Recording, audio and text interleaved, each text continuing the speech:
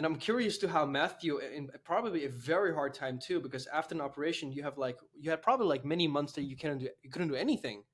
How Well, did you not even really, actually. I really? I did my first push-ups 11 days after the surgery. That's crazy. This Well, guy. I did a lot of stupid things in my recovery period, but overall, these things made it even faster because I knew that my body was capable of some things that normal people would not be able to do. So Yeah. So after my surgery, I had a recovery protocol. Probably like what is it like the weeks, the week 1, week 2, week 3, week 4, etc. Yeah. But first of all, my surgeon was an expert. He fixes like tens of biceps per year, biceps, pecs, other muscles. So he's a specialist in tendon tears. So it was just a routine surgery for him, and he does these surgeries in such a high quality that you don't even need a cast on the arm after it. So they just release you with a strap and that's it. Sick. You And guys are built different.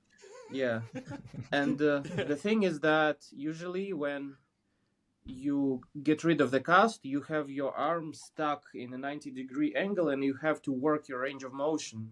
So you get it back, and only then you can start working with a full range of motion with loading. And I started stretching my arm immediately after the surgery, and I could straighten it even on day 1. Passively, it was painful, but I could straighten it. And this type of approach, without the cast, without the unnecessary measures, it led to a much faster and manageable recovery. So, and I couldn't really hold myself back from doing some things, but I managed to pull through just fine. And it wasn't Would you probably, recommend it? Would you recommend it to everyone else to do it like you, or do yeah. you have do you? I think Okay, that when it comes to experienced athletes, at least, they I was gonna probably, say. yeah, because Yeah. normal people who don't really need to recover as fast as possible to preserve their level, they are probably better off with a more conservative approach, so that they are more likely to get their functions and strength back without any possible complications. I'm curious, how long did it take for you to finally be able to completely use your bicep again? Well, the full contraction actually took quite a long time.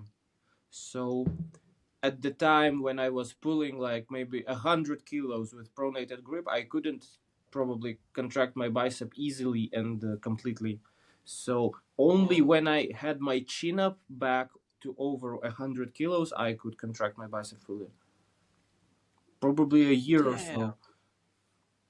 So your brachialis and your brachyradialis were doing mad work Yeah. back then. That's amazing. Right That's really now, cool. But it's that's good to know. right now it's okay. So this is the left arm with the tear, and as you can see, it's just fine. And this is the right one. Now your bicep looks nice, bro. Yeah. So as you can see, it's working pretty well.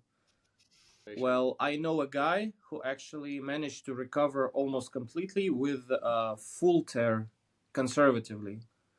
And I'm sure you know him. He's Andrei Kobylev. No, no way. He? Yeah. Oh my god! The guy with the glasses who could do like Yes. always Yes. The one. guy with the glasses. Whoa, dude, he's so strong. He is so strong, and he did it a full tier Yes, conservatively. he had a Bro, that's full tear amazing. in, I believe, 2014. So a long time ago. And basically, he lives in a very remote village in Siberia, like a long distance from the nearest town. And by the time he got himself properly diagnosed and like It was too he late. knew he had to undergo a surgery, it was already too late and it was inoperable. So he basically just flew through with it and was forced to do it in a conservative way.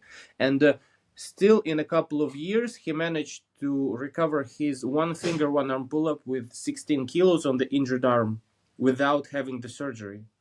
So basically, his other elbow flexors took the part Amazing. that the bicep was doing. But as far as I know, he still had trouble with the straight arm strength and never fully recovered his cross. And Yeah. Hephaestus, I That haven't is seen doing Hephaestus anymore. But when it comes to like pronated pull-ups, one-arm pull-ups, front lever pull-ups, all that stuff was just fine. Where are you going with your career? With your training career? Right now, I've been chasing a 200 kilo dip for a long time, and basically I overburned myself. And right now, I'm really switching focus to pulling. So right now, I will focus on my pulling for a while, and once I am recovered psychologically, I will force dips again. But right now, it's pulling, and it's just like the podcast is exactly at the time when I managed to break through my old barriers in pulling. So my old PR was 125 kilo pull up, and last week I broke through with a 127.5 chin up. I am completely sure that if you put everything you've got into recovering and into rebuilding yourself, you can absolutely rebuild yourself back to your full capacity and continue grinding and setting records. The only thing you have to do is to find a way and to commit yourself to it. And And in my essentially, opinion, it's just it's yeah. about not giving up and not letting the situation break you. Instead, you have to dominate the situation, not let it dominate you. This is exactly the decision that I made after my bicep tear. Like, I also had the same thoughts in my head, like, now I'm not invincible anymore. I don't know if my body will ever be back to its full capacity. And then I made a decision, like, it's not about what my body will allow me, it's I will force it to be back 110%. And 1.5 years later, here I am with a new PR in weighted chin up, the exercise that broke me. How old are you? 23 at the moment. Okay. Yeah. When I was recovering, I had a physio, and the physio actually, he was that guy. He was the old school calisthenics legend, Grey Smirnov, who did like, No way. yes, he was the guy who made my recovery protocols and gave me all the tasks that I needed to complete.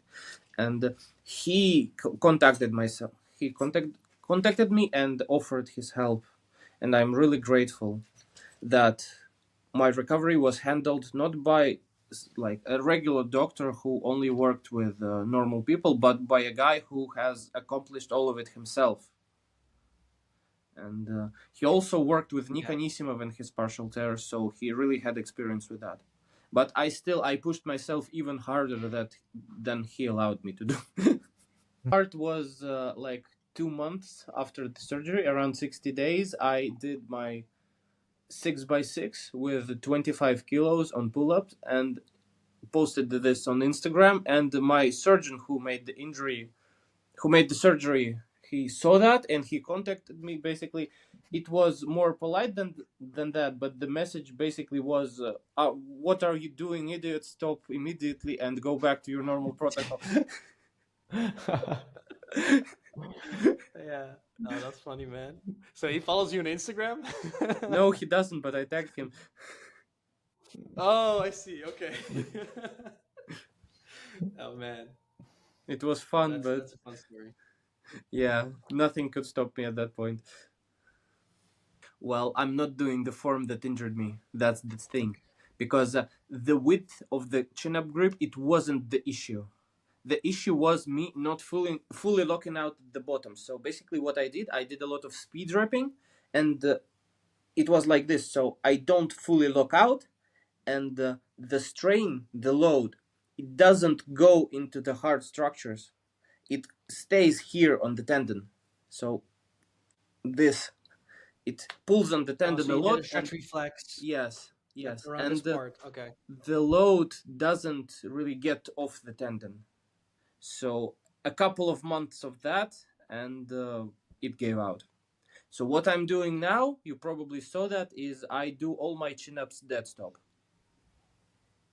I was gonna say that I think you probably do that then. That makes more sense. Yeah. Yes, and this is exactly the reason why I'm so confident, because when the tear happens, basically it's always this motion. So eccentric with a lot of, like, when you are really controlling it. And when my tear happened, I entered the chin up with a little bit of a bent arm and then straighten it out before pulling up. And this eccentric, it was the reason for the injury. And right now I just enter with completely locked arms, and this just doesn't happen. And that's why I'm completely confident and sure that I'm safe, and there is no fear. Only, like, I know what I'm doing.